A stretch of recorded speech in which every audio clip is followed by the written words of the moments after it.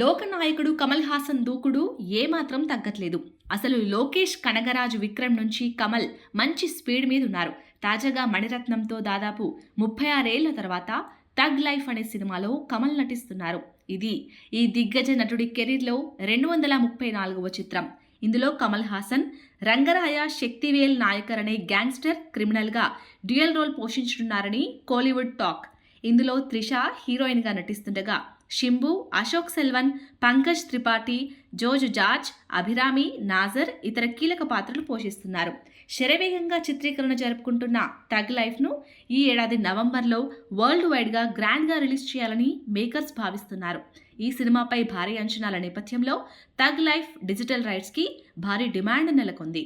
ప్రముఖ ఓటీటీ సంస్థ నెట్ఫ్లిక్స్ ఈ సినిమా డిజిటల్ రైట్స్ని దాదాపు 149.7 కోట్లకు సొంతం చేసుకున్నట్లుగా వార్తలు వస్తున్నాయి. అయితే కమల్ గత చిత్రం విక్రమ్తో పోలిస్తే ఇది తక్కువేనని విశ్లేషకులు అంటున్నారు.